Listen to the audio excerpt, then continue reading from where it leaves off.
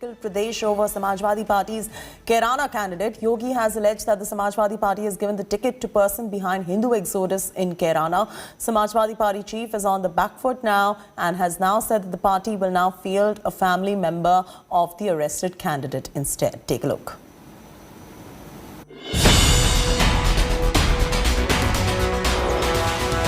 Yet another former Yogi minister joining Akhilesh Yadav's Samajwadi Party. After jumping ship, Dara Singh Chauhan lashed out at the Yogi government. 17 में Bharatiya Janata party की सरकार बनी थी। ये नारा दिया गया था कि सबका साथ, सबका विकास। साथ तो सबका लिया, लेकिन विकास कुछ चंद लोगों का हुआ। 85 तो हमारा है, 15 में भी बंटवारा है। बंटवारा का मैं तो केवल 85-15 नहीं, हम तो 100 के 100 बात कहते हैं। The BJP, despite a series of reverses, flaunted a prize catch. Encounter specialist and former IPS officer Asim Arun joined the Saffron Party.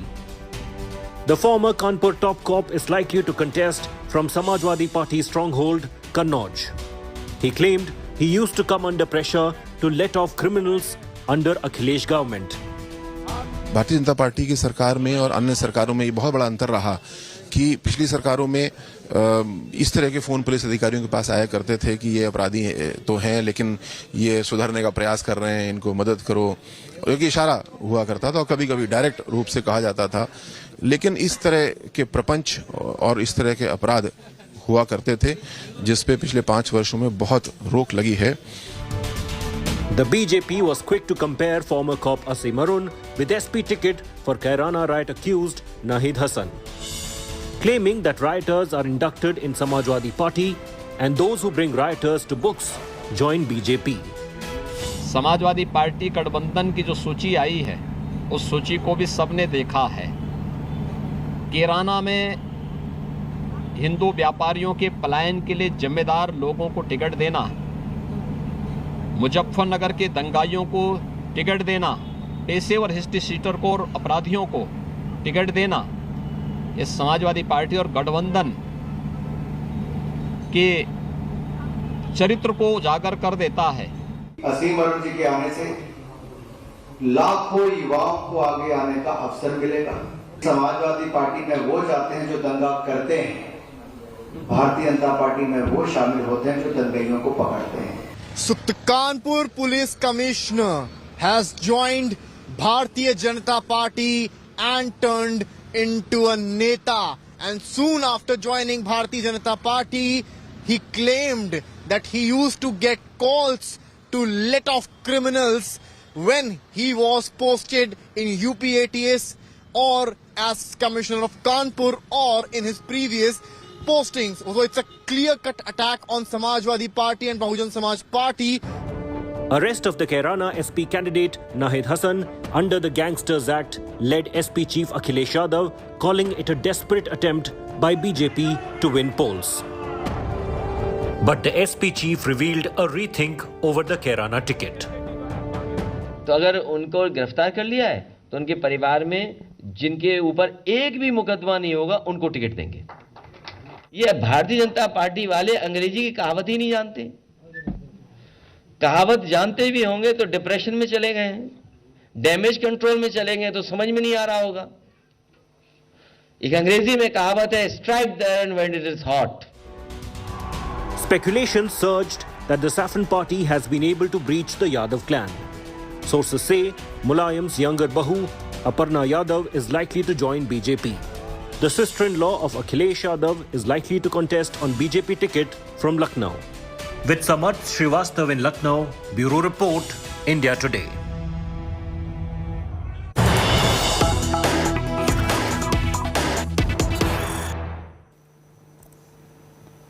Breaking news coming in as chorus to defer the assembly elections in Punjab is growing. The poll panel is meeting shortly to discuss the demand. Earlier, after Chief Minister Channi requested the Election Commission to postpone the elections by a week because of Guru Ravidas Jayanti, Union Minister Som Prakash also wrote to EC requesting them to reschedule elections post 18th February. BJP ally Captain Amrinder's Punjab Lok Congress has also supported Congress's demands to defer the polls. The Request was made because the scheduled caste community will be visiting Varanasi on the occasion of Guru Ravidas Jayanti from 10th Feb to 16th and will be unable to cast their vote. Guru Ravidas was known for his work to remove casteism from society. Sikh Dalits see Ravidas as their god and their guide. So his birthplace in Varanasi is a significant pilgrimage for the devotees. 32% of Punjab's population are Dalits and 10% are followers of Guru Ravidas. According to Chief Minister Channi, 20 lakh devotees will visit Varanasi on Ravidas Jayanti. Punjab क्योंकि बहुत ज़्यादा पंजाब ਦੇ ਜਿਹੜੇ ਲੋਕ ਨੇ ਉਹ ਸ਼੍ਰੀ ਗੁਰੂ ਰਵਿਦਾਸ ਜੀ ਮਹਾਰਾਜ 'ਚ ਸ਼ਰਧਾ ਰੱਖਦੇ ਨੇ, ਉਹਨਾਂ ਦਾ ਗੁਰਪੁਰਬ ਮਨਾਉਂਦੇ ਨੇ ਔਰ ਲੱਖਾਂ ਦੀ ਤਾਦਾਦ 'ਚ ਜਿਹੜੇ ਸ਼ਰਧਾਲੂ ਨੇ ਉਹ ਬਨਾਰਸ ਵੀ ਜਾਂਦੇ ਨੇ ਗੁਰਪੁਰਬ ਮਨਾਉਣ ਲਈ। ਸੋ ਇਨ੍ਹਾਂ ਹਾਲਾਤਾਂ 'ਚ ਉਹਨਾਂ ਲੱਖਾਂ ਸ਼ਰਧਾਲੂਆਂ ਲਈ 14 ਫਰਵਰੀ ਨੂੰ ਵੋਟਾਂ ਪਾਣਾ ਸੰਭਵ ਨਹੀਂ ਹੋਏਗਾ। ਸੋ ਅਸੀਂ ਇਲੈਕਸ਼ਨ ਕਮਿਸ਼ਨਰ ਸਾਹਿਬ ਨੂੰ ਬੇਨਤੀ ਕੀਤੀ ਹੈ ਕਿ ਜਿਹੜਾ ਡੇਟ ਹੈ ਪੋਲਿੰਗ ਦੀ, ਵੋਟਿੰਗ ਦੀ, ਉਸ ਡੇਟ ਨੂੰ ਥੋੜਾ ਅੱਗੇ ਵਧਾਇਆ ਜਾਏ ਤਾਂ ਕਿ ਉਹ ਲੱਖਾਂ ਸ਼ਰਧਾਲੂ ਸ਼ਰਧਾ ਨਾਲ ਆਪਣਾ ਉਤਸਵ ਵੀ ਮਨਾ ਸਕਣ, ਗੁਰਪੁਰਬ ਵੀ ਮਨਾ ਸਕਣ ਔਰ ਫਿਰ ਆਪਣੇ ਲੋਕਤੰਤਰਿਕ ਅਧਿਕਾਰ ਦੀ ਵਰਤੋਂ ਕਰਕੇ ਵੋਟ ਵੀ ਪਾ ਸਕਣ।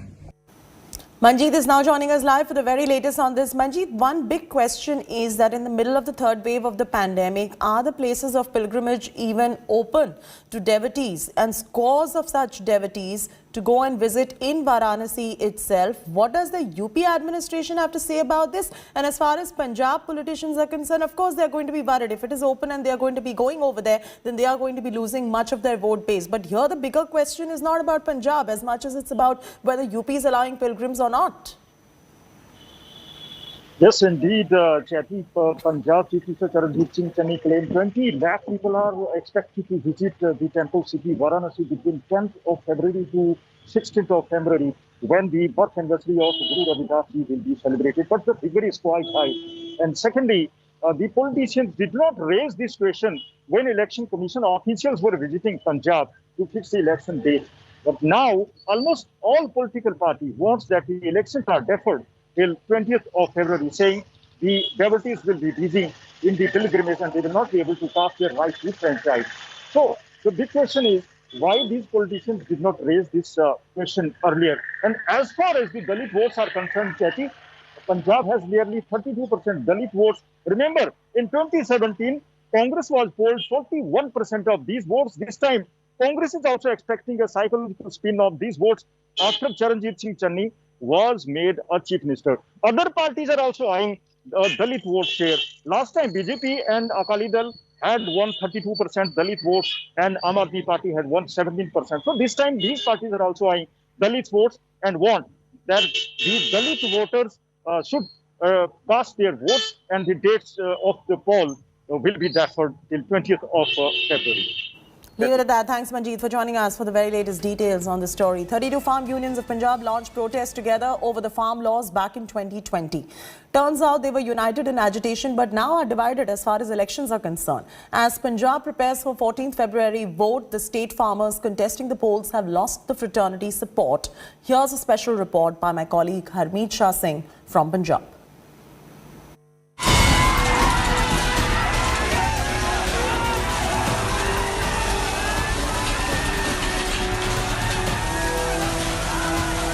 Together in solidarity.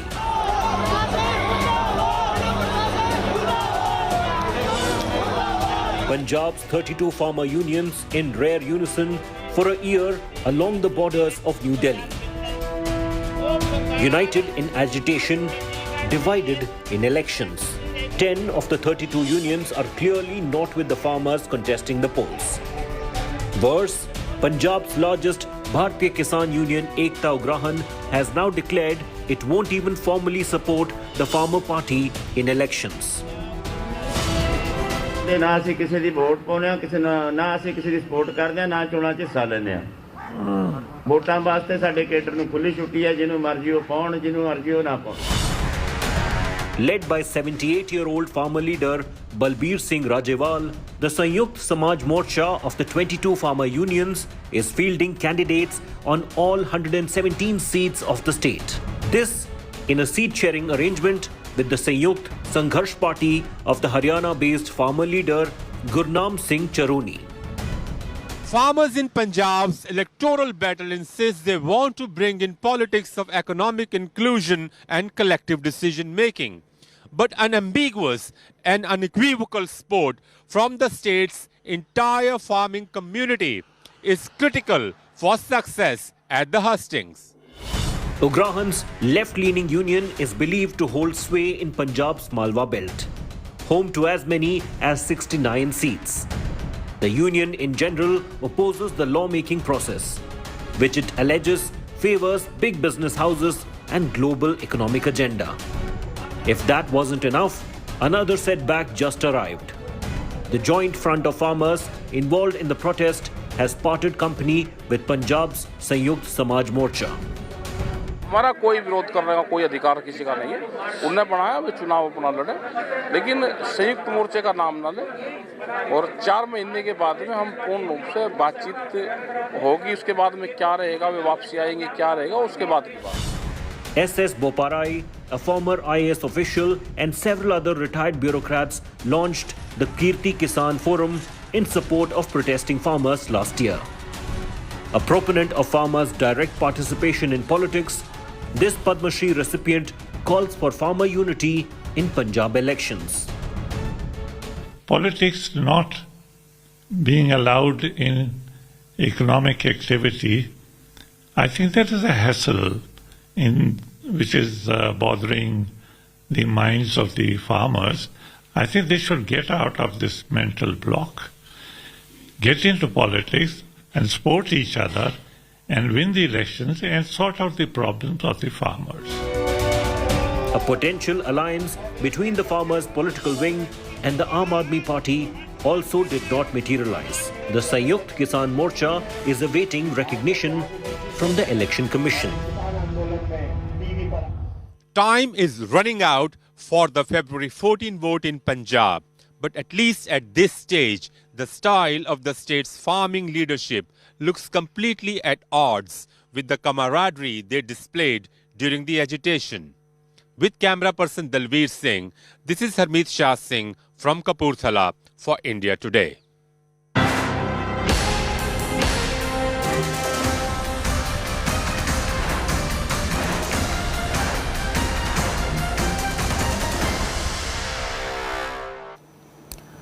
Ahead of the Uttarakhand Assembly polls, Minister Harak Singh Rawat has been dismissed from the state cabinet. He has also been expelled from primary membership of the BJP for 6 years. Speaking exclusively to India Today, he said that he is now going to be joining the Congress party.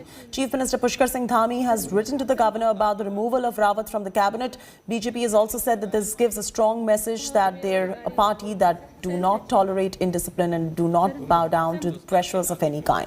Rawat, who represents the Kotadwar seat in the state assembly, is said to have been seeking a ticket for his daughter-in-law Anukriti Gusain from the Lansdowne constituency and a change of seat for himself. Rawat was in the news recently when he threatened to resign from the state cabinet, insisting on his demand for a medical college in Haridwar. हमारी party हमेशा विकासवाद पर चलने वाली party है, राष्ट्रवाद पर चलने वाली पार्टी है, वंशवाद से दूर चलने वाली पार्टी है। यहाँ पर चूंकि स्थितियां ऐसी हो गई कि वो अपने समेत अपने परिवार के लिए और अन्य लोगों के लिए पार्टी पर दबाव कर रहे थे, तो इसलिए पार्टी ने निर्णय लिया। As the standoff over import duties continues between the centre and Tesla, a number of state governments are apparently trying to outdo each other in rolling out the red carpet for the American electric vehicle manufacturer. After Telangana and Maharashtra, Punjab appears to be the latest to invite the company. Here's a news report.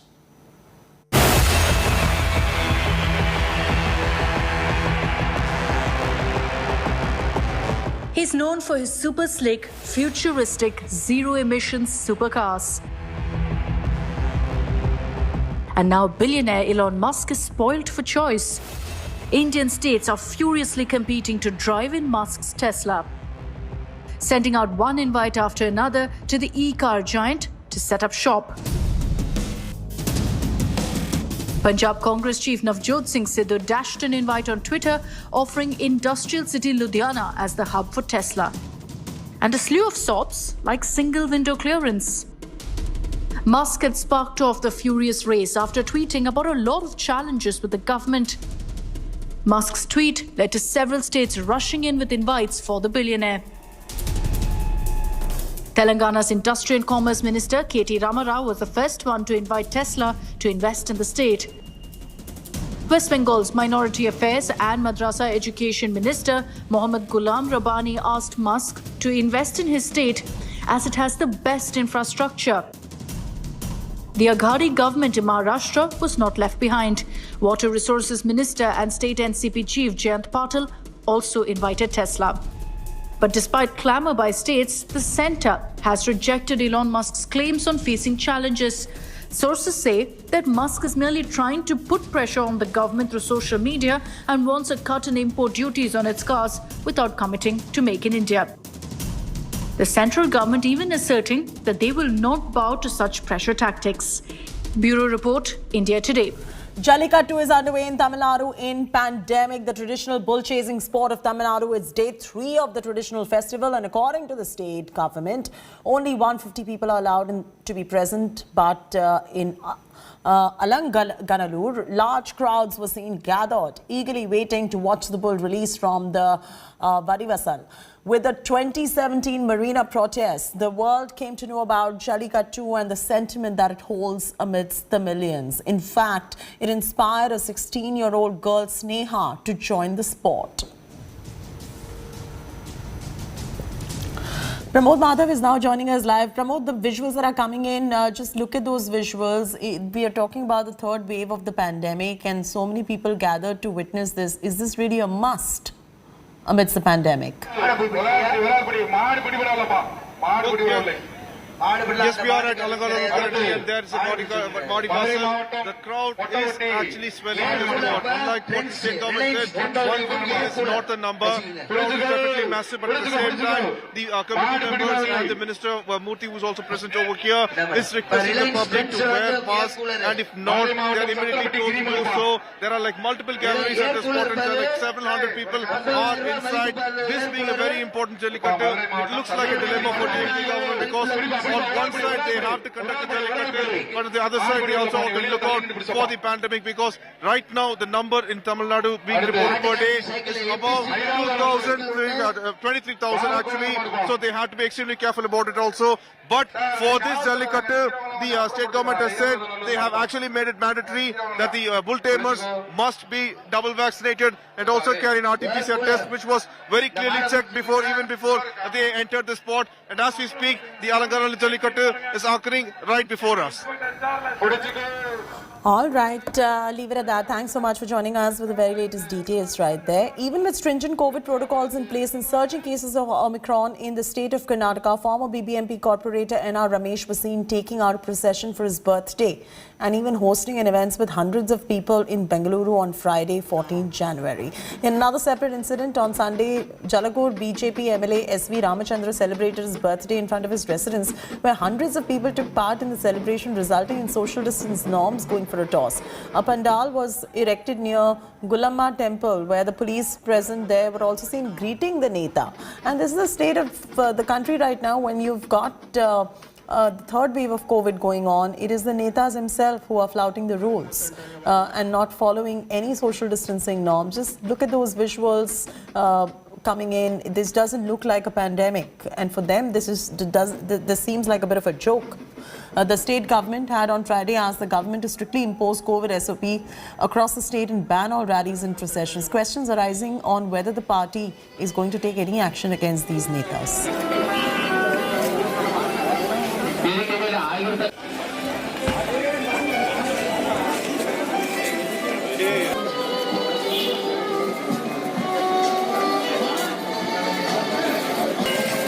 Birthdays like that, with processions and so many people gathered without masks, without social distancing, and questions arising on whether the Bharatiya Janata Party is going to be taking any action against Ramachandra, BJP MLA S.V. Ramachandra, who had a birthday bash outside his residence.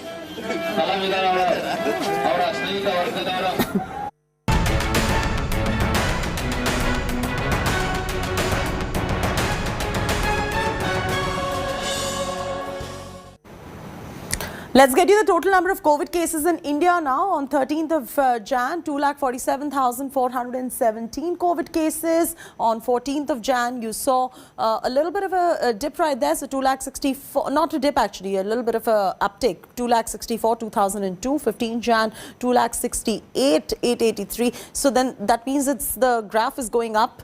2,71,202 on 16th Jan and 2,58,089, which is a slight bit of a dip on 17th of Jan. So from 13th Jan all the way till 16th, you saw a little bit of an uptick, and on 17th you've seen a drop. This drop could also perhaps be because most people are testing at home and not getting their RT-PCR test done as well. Now there is a slight dip in daily COVID cases in the country. Over 2.5 lakh cases were reported in 24 hours.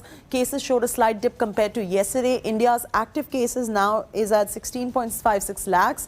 385 deaths were reported in the country in 24 hours. The worrying trend, however, continues to be of the positivity rate. The positivity rate has been steadily increasing. The current positivity rate is at 19.56%. India's Omicron cases have also been increasing. Over 8,200 total Omicron cases now in India.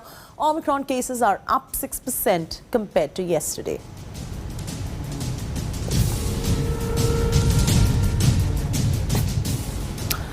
Are Delhi and Mumbai beginning to flatten the Omicron-driven COVID curve? After days of record-shattering surges, the national capital witnessed a decline in daily cases.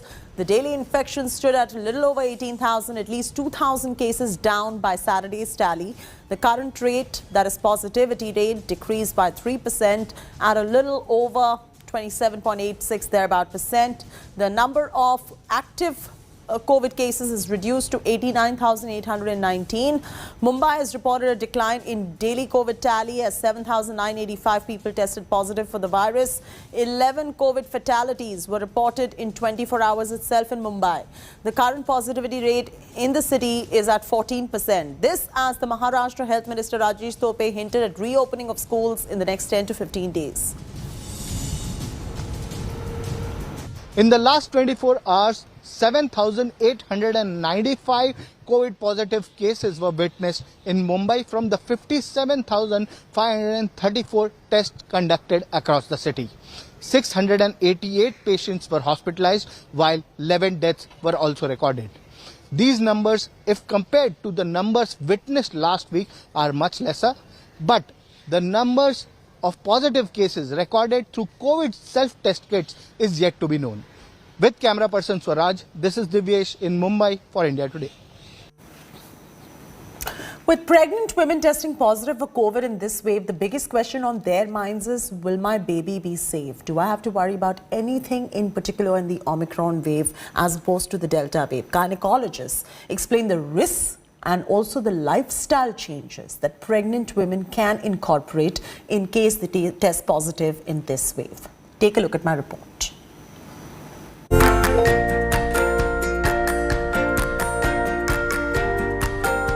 The Delta wave saw pregnant women severely impacted.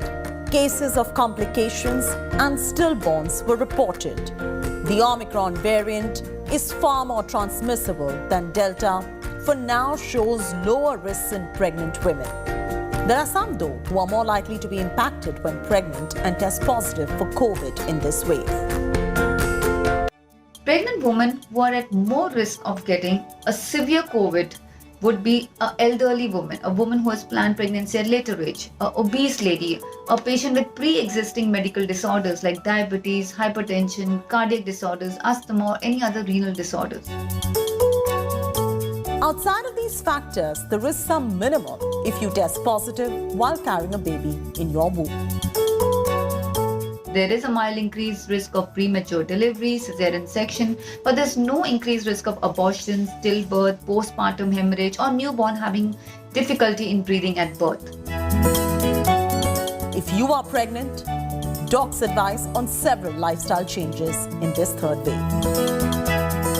Please please take care of your overall well-being. Please take out time for your exercising. Please do a lot of exercises, especially focusing a lot on your breathing exercises, your lung exercises, your chest expansion, because that's going to help you to prepare your lungs to fight COVID. Also, other form of exercises like some prenatal yoga will help you to boost your overall immunity. Number 2 is good nutrition, because again your nutrition will really help you to boost your immunity and to help you protect yourself against different sort of infections. Number 3 is keeping our stress levels as low as possible, because stress also tends to affect our immunity, so it's important that we don't let it affect our mental health. Some sort of meditation, some sort of breathing relaxation techniques, and some sort of recreational activity will also help you to control your stress levels in pregnancy. Omicron, we know, is not the last strain. IHU is a new strain which has come in France. So basically we have to have a good lifestyle changes, which includes avoid going unnecessarily to crowded places, maintain a social distance, no handshaking, no touching faces, frequent changes of your mask, and wear a right mask in a right way and dispose it in a right way. Do not touch the center of the mask, remove it from your string. Eat healthy, drink well, exercise, and stay in a well-ventilated room. Doctors say the transmission of COVID from mother to newborn is possible. Transmission of COVID-19 from mother to the baby. It can occur either in pregnancy or during labor or during breastfeeding. A lot of literature has been reviewed, and it is suggested that there is no recorded case of vaginal secretion or breast milk tested positive for COVID-19, and majority of newborns with possible intrauterine transmission of COVID-19 exhibit mild symptoms. There are several precautions that can be taken in case of this scenario. Keeping baby in a separate room and only contacting baby while breastfeeding is recommended by doctors. If you're a new mom, precautions to follow up is keep your baby in a separate room if possible. But if it's not possible, you can curtain up your room, mask up, use hand hygiene, and only contact your baby while breastfeeding. If you have a small baby, please ensure that you're able to continue breastfeeding your baby, because breast milk is complete nutrition. It will also help your baby to get good immunity from you, to get the antibodies from you, so it will also help your baby get a good dose of immunity from the mother. So please continue breastfeeding your babies, don't stop. Please try to maintain some basic protocols at home, and don't let anybody touch your baby without washing their hands or without using a sanitizer. While cases continue to increase across the world, researchers globally are continuously studying the severity and rate of transmission of the new variant of coronavirus. One cannot deny that comorbids and pregnant women remain vulnerable to different COVID strains. Hence, if you are pregnant, do not panic, but be extra careful and contact your doctor immediately. In New Delhi, Chaiti Narula for India Today. In some good news, India has emerged as a champion in the World Esports Cup 2021 hosted by India Today Gaming. On display were incredible skills by the Indian players who defeated and outclassed their opponents from Nepal and Pakistan, bringing South Asia's biggest tri-nation esports competition to a close. Here's a look. India, India, ha, ha, ha. Go India, go, go India, go. खत्म होते हुए देखने मिलने वाले हैं, harrow रोशन उनको भेजने वाले हैं वापस लॉबी में, बट स्टिल अभी भी आप देखिए आइकॉनिक के अभी भी सामने होने वाली है team hotshot. Demonstrating incredible skills and outclassing opponents from Pakistan and Nepal in the global finals. Oh yeah! There it is, Iconic has taken. Indian Free Fire esports team Total Gaming lifted the World Esports Cup 2021 trophy. A neck-to-neck competition saw Total Gaming that included Captain Ajay Sharma, Horavet Kumar, Naray Yadav, Daksh Garg and Rohit Saraf getting past the other teams across 3 countries for the prestigious title with 342 total points. They took home 35 lakh rupees as their prize haul. मैं बिल्कुल बिंदास महसूस कर रहा हूं क्योंकि जिस हिसाब से टूर्नामेंट गया काफी रोमांच से भरा हुआ टूर्नामेंट था और एक प्लेयर के लिए इंडिया के लेवल पे खेलना और इंडिया के लिए खेलना काफी बड़ी बात हो जाती है और वही बंदा जब इंडिया के लिए ट्रॉफी लेके आता है तो जैसे बोलते हैं ना अपने आप एक शान की बात और मजा आता है तो बिल्कुल वही मजा आ रहा है और काफी मस्ती भरा माहौल है बिल्कुल. Bike is on. The bike is on. Orange it on. Total Gaming's Daksh Garg was judged most valuable player, while team Khelmanda Brotherhood from Nepal backed the best underdog team of the tournament award. आज मैं और मेरी team बहुत खुश है India को represent करके और पाकिस्तान और नेपाल की टीम को हराकर। हमें काफी अच्छा लगा अपनी कंट्री को वर्ल्ड ई स्पोर्ट्स कप 2022 में रिप्रेजेंट करके। टोटल गेमिंग के ऊपर एरो का नजर आ चुका है। एरो ई स्पोर्ट्स भी चाहते हैं कि हम भी जीत सकते हैं वर्ल्ड ई स्पोर्ट्स कप का ये सिलसिला, बट अभी टोटल गेमिंग रुके नहीं है, डिलीट यहाँ पे हो चुके हैं, knockout. Not only did India win top spot, but Indian team secured all 4 top spots on the leaderboard over Nepal and Pakistan. Total gamer हो जाएंगे यहाँ पे एलिमिनेट। अब पूरा का पूरा chaotic माहौल टोटल गेमिंग वर्सेस ओरांगुटान के लिए यहाँ पे होता नजर आ रहा है। आगे भी हो जाएगा प्रथम एंड टोटल गेमिंग के फौजिया जाएं माफिया यहाँ पे क्लच करते हैं। We congratulate all teams and participants and look forward to seeing you again. के दूसरे मैच में Bureau Report, India Today. देखने को मिला जहाँ पे टीजी की टीम ने पूया। That's it from me, Chaiti Narula, on this bulletin.